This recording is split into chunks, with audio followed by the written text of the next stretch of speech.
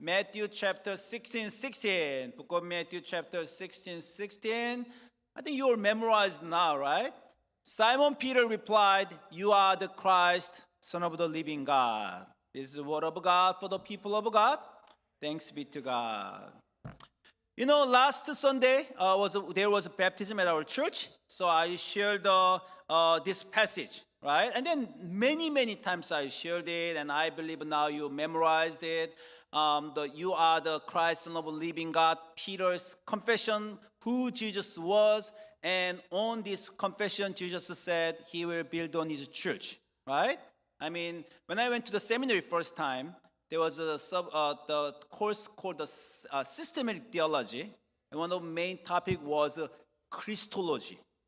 And I had no idea what Christology. Have you ever heard it? Does it make sense? Is it familiar?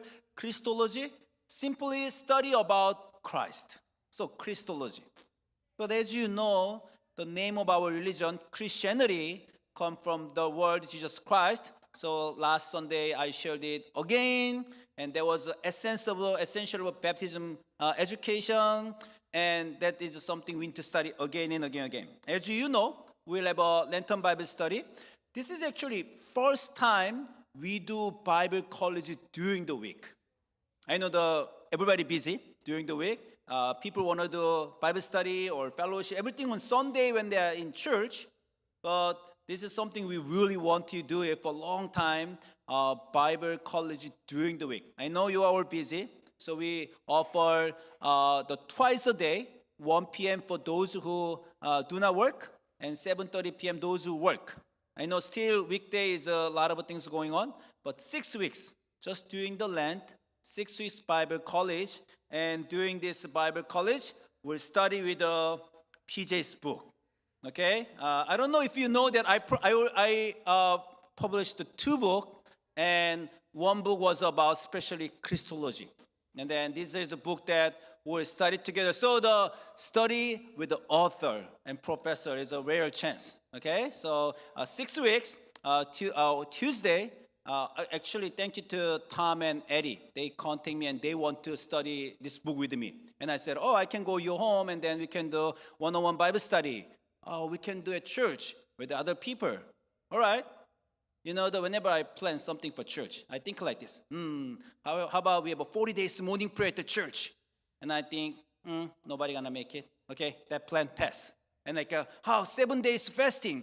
I don't think our church members will sign up. Okay, I'm gonna pass. So a lot of things in my mind, the plan, when I see the no possibility congregation, church members either show interest or they not, the participating, I just give it up. But at least 2 people signed up, Eddie and Tom. They said they're gonna make it. And if you see the worship program, all of you see the registration form. If you are interested, sign up and give it to me, and I will make the study material for the copy, and we'll start from this week. Okay? But anyway, this is about the Christology. Jesus is Christ. You know, when Peter gave this testimony, there's actually 2 parts in testimony. Jesus is the Christ, Son of the living God.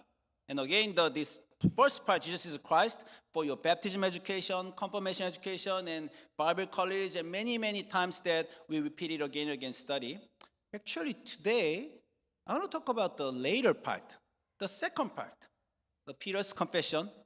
2 things on these 2 pillars, Jesus said, I will build on my church. One is, Jesus is the Christ. The other one is, Jesus is the Son of the living God. When I hear this confession, this is it should be very simple, concise, the summary of Christianity, and I thought one word is redundant. How about living? If we take out the living, Jesus is the Christ, and He is the Son of God. Isn't that good enough, right? I mean, if there is no living there, do we think Jesus is the Son of the dead God? We don't even think like that. So whether there's a living there or not, Jesus is the Christ. One is his identity, the other is identity. He is the Son of God. It's very clear.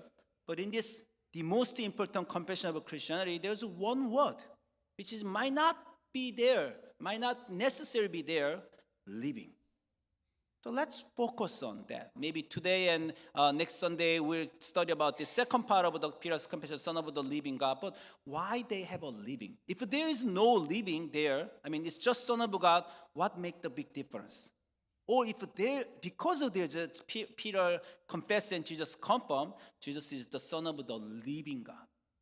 What bring to us, right? I mean, living, we all know God is alive.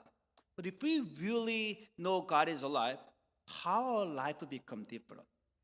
As you know, I was a Buddhist, and you come church every Sunday. Buddhists don't go Buddhist temple every Sunday. We used to go whenever we have a prayer request. My father opened the business, some people sick, some issue happened, and then my father said, let's go to find the Buddha. So we traveled the mountain, we went to the Buddhist temple, we bowed before Buddha, we gave our wish. We visited Buddha when we needed him. And when we don't visit the Buddha, we just live our life. But if we confess God is the living God, the most important thing is He is here. Living God means God is present in our life and He's actively working. That is one of the crucial things about the living God. If you see Psalm chapter 139, it says like this, where shall I go from your spirit? Where shall I flee from your presence? What does that mean? Wherever I go, God is always there. It's not like God is in the Olympus mountain, like Greek gods, and they visit, the people once in a while. Or God is even heaven. Some Christians think God will stay in the heaven and come down to us once in a while. No, wherever I go, here, at your home, at your workplace, on the street, while you're driving, you yell to somebody. Yes, God is there. Wherever you go, we cannot flee from God because God's presence is always there. Actually, this verse, Korean have the song with this verse. So, I like to sing during the sermon, but where shall I go from your spirit? Where shall I flee from your presence? If I send to heaven, you are there. If I make my bed in shore, you there. If I take the wings of the morning, dwell in the almost pop sea. Like song go like this. I think some Koreans know this song. But this is that famous, they made a song. They sing it. Wherever we go, God is there. Now, Sujan is a pastor. Be choir, okay? Okay, be in the choir, okay? Yeah, I'm trying, but God is always in your life. And then if you recognize it, how your life will be different. Again, those who do not believe, things are coincidence. Just happen, right? If a good thing happen, they say, I'm so lucky. Today is a good day. Bad thing happen, oh, unlucky day, bad day. That's how these worldly people respond. But Christian, because God is here, if a good thing happen, this is what God did. We give thanks to God. If a bad thing happen, we seek God's guidance. What's going on? What's going on? Why this thing happened? Nothing's coincidence because God is here. God is working in your life. Can you imagine the difference between a person every moment in their life they try to recognize God, think about God, and okay, God, thank you. Okay, God, what's going on? God, what do you want me to teach you? What do you want to teach me? What do you want me to learn? The person who keep asking, seeking throughout the day, throughout the years, and throughout the life, with their life. And person who don't think God, only, I need to pray for some big issue, prayer request, and go to pray, their life will be totally different. During the summer, as a father of the teenager kid, whenever I see my children during the summer vacation, they stay in the room because of the summer. They don't wake up early. They watch TV. They wake up like 11 a.m., 12 p.m. And hey, what are you gonna do? Okay, they walk slowly. They taking relax during the summer vacation. And as a parent, when I look at them, man, I should have put my kids in the summer school. You know what I'm saying? If they go summer school like for 5 hours, 6 hours, they even basketball summer camp, they're being keep training. And after summer, the kids who just waste their life and kids who was in the training camp, how their life are different. You are in God's training camp. If you recognize Him every day, everything, whatever happened, what God want me to teach you? God, what's the meaning of this thing? Why this bad thing happened? What are you trying to tell me? The one who keep thinking of that, they are in God's trained camp, and their life will be totally different. So this is the first point I'll share with you. God, being the living God, means He's present in our lives. We're not just talking about He's alive, not dead, but He's present in our lives. And that means He's not just watching, He's actively engaging with us, involving in our, He actively working. Do you believe it? God is doing something to you. Even this morning, God is the one who invites you here. God try to test you something. When you leave the church this afternoon, God try to do something. He's actively working. So to Christian, I want to proudly say that nothing happens by coincidence. Everything I try to interpret, God try to say something for me. Even when I hit the corner of my bed, the iron frame, or my pain, what does God try to tell me? Sometimes in the middle of the night, when I go to drink the water, I hit on the wall. Is there something that God want to tell me during the middle of the night? Always think, is there God? Is there something God want to talk to me? Right? So nothing's coincidence. Every moment has purpose. In times of blessing, we give thanks. In times of hardship, we seek His guidance. That is a Christian life. That is the Christian who confess we believe the living God. The one who's here, the one who's working. And to share the giving thanks to God, a few months ago, I shared this passage in book of Luke chapter 17 about 10 lepers. Anybody remember? Actually, with the youth 2 weeks ago, I remember. There was a story in the Bible, there are 10 lepers. And a lot of people misunderstand this story. It is not about one leper who was healed and 9 lepers not healed. It is not about that. It is about story 10 lepers who were healed and 1 leper who came back to give thanks to Jesus. You remember the story, right? That's a Christian mystery. If one person who come to Jesus give thanks be healed, if 9 people who didn't come back Jesus, they were not healed, everybody in the world will be Christian. If they come to the church, if they sincere before God, then they are blessed. If they abandon God, they live without God, their life is miserable, everybody will be Christian. But our God is not like that.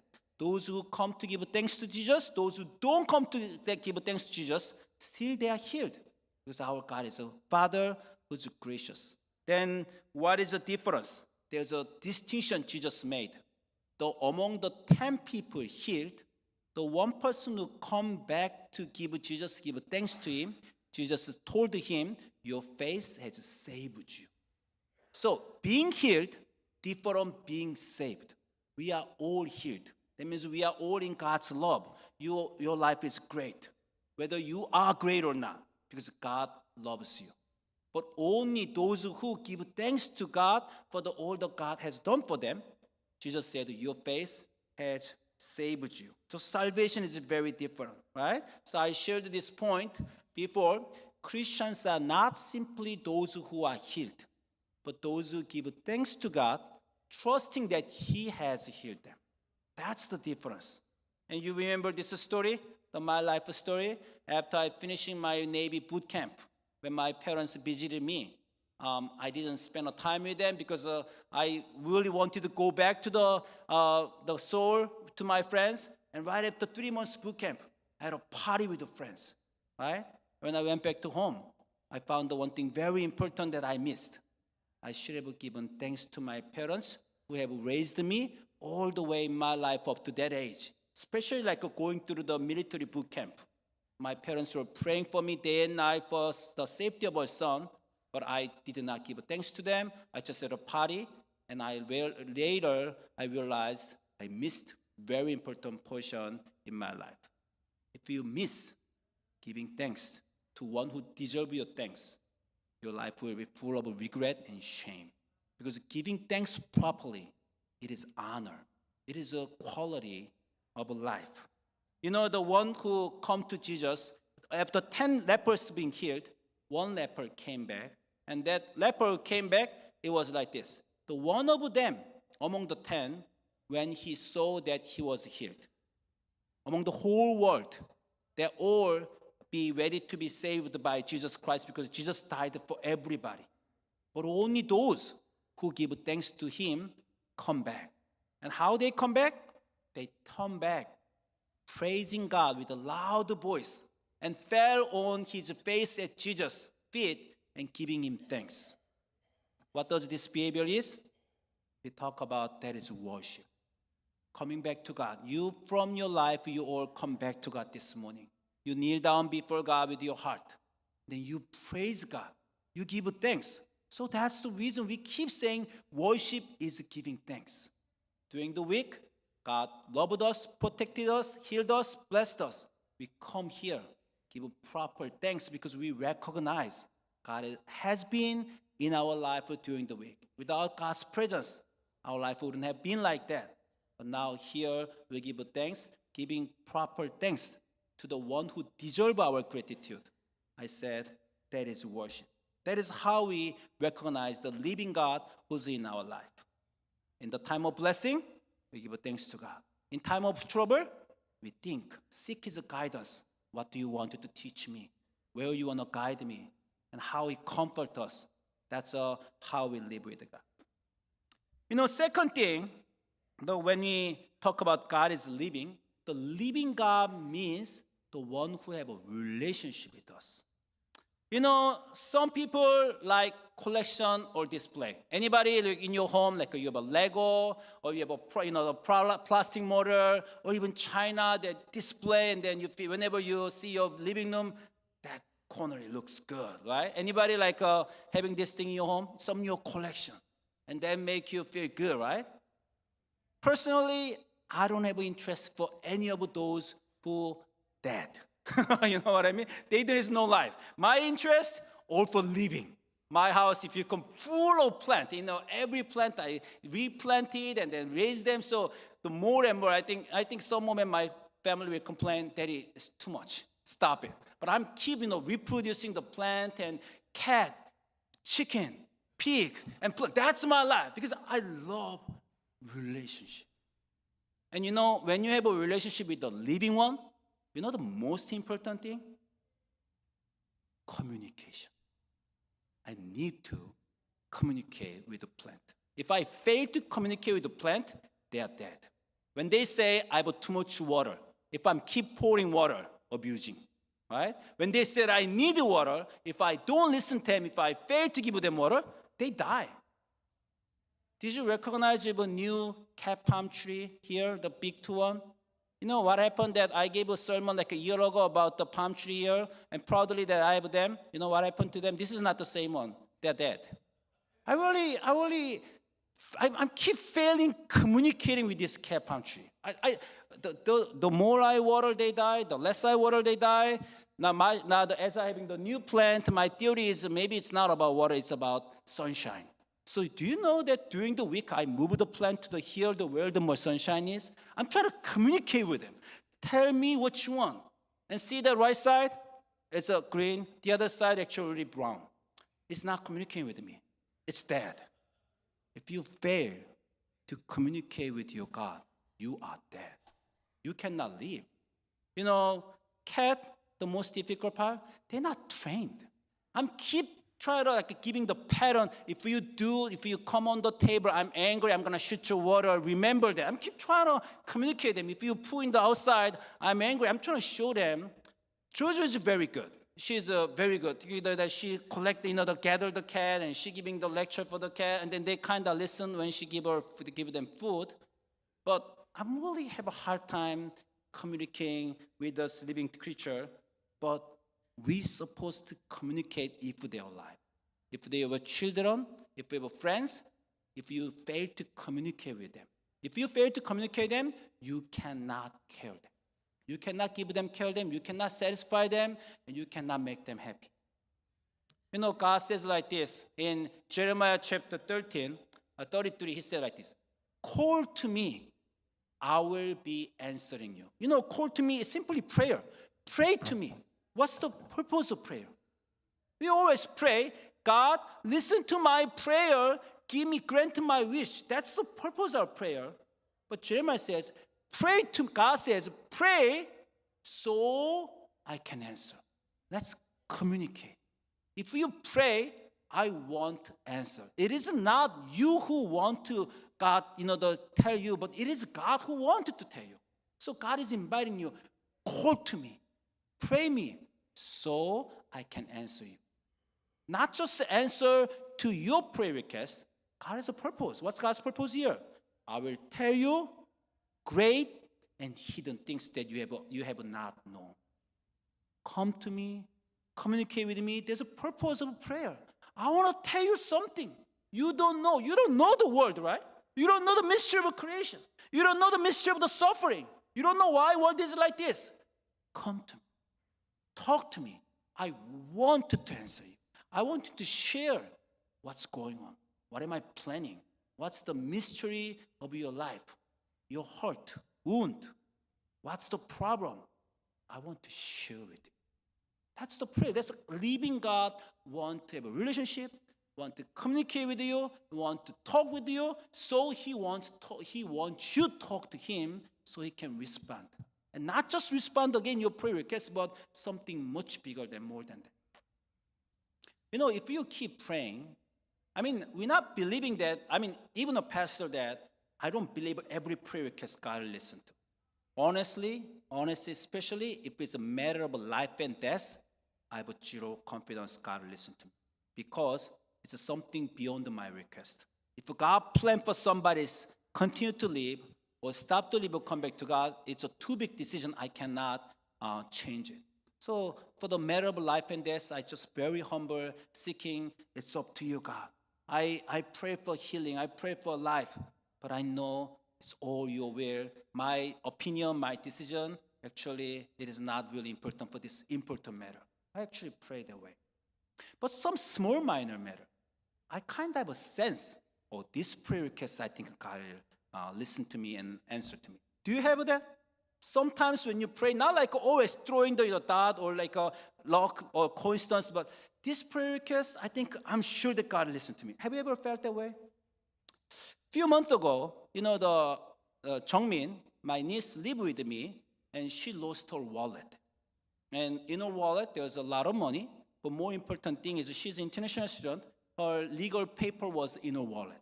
So losing the wallet, legal paper was a big trouble. She went through a lot of a complicated process to regain it. So she became really panicked. She looked everywhere, few days in the house, and she couldn't find it. So she was very discouraged. As an uncle and as a pastor, I was very tempted. I'm going to pray for her, right? But when I was about to pray for her, all of a sudden I had confidence. These kinds of prayer, God will listen to me. I was actually counting all the possibility. God, if you listen to me to find the wallet, there's no side effect here. I'm thinking about the side effect of prayer sometimes. There's no reason you don't listen to my prayer. It's all good for me. They're my own criteria I was thinking about. And then I told the Jungmin, she hasn't grown up as a Christian family. So I told her, Jungmin, I'm going to pray for your wallet, which you couldn't find the last few days. If I pray and if you find it, will you believe that God, there's God who listened to your uncle's prayer and who find the wallet for you? Because she was so desperate. Yes, I believe. Then next Easter, will you be baptized if you, find the wallet? Yes, I will. She just answered it, right? That was last winter, and then I prayed that. 30 minutes later, she found it. 30 minutes later, you know what happened? She lost her wallet in the mart, actually. And then after she stopped looking for it, and then all of a sudden, face said, Jungmin, where did you go last few days? Oh, I went to the Japanese market. Oh, let's check it up. They called the Japanese market, and the clerk said, oh, we found your wallet for they were keeping the few days. Maybe even if I didn't pray, maybe some moment there's a possibility. She thought about possibility. I might check the market that I stopped by. Maybe I will check it. Maybe she could do that. Without prayer, maybe she could still find it. But because I prayed, what happened? 6 weeks later, this sister should be baptized. She cannot take it back, right? That's what happened. If you pray, whether you pray or not, maybe things will happen as it planned to happen, right? Maybe the shoe still find the wallet, or maybe not. Maybe you can change something with the prayer. I still remember when you went to the Lake Tower a few years ago. And was it Andrew's wallet? Something we dropped it? Your phone, right? So two people's phone was under the lake. And I jumped in, and I knew that God would make me find it. So I dived in, and I was holding the breath under the water, but there's faith. No, God told me I can find. So I was keep looking. We found it, right? And then Eddie's phone, we cannot say more, but because it's just a wave brought back to the phone to it's amazing. But again, things can happen. Maybe you can still be victorious in your sports game. Maybe still you can be successful in your business. Maybe whether you pray or not, your children who got cold will be healed. Maybe things can happen. But if you communicate with God through those things with prayer, God will tell you the great and hidden things which you never imagined. You will see that you are God's partner. You will see God talk to people through you. And you will see you are so honored that you are God's co-worker doing things together with God. You are part of them. The living God is in our life. There's no coincidence. He try to teach you through everything their purpose. Find it and learn how to communicate with Him and have this spiritual sensitivity. Listen to Him. He will share something great through your life. That your life will be abundant when you have a relationship and communicate with this living God. Let's pray.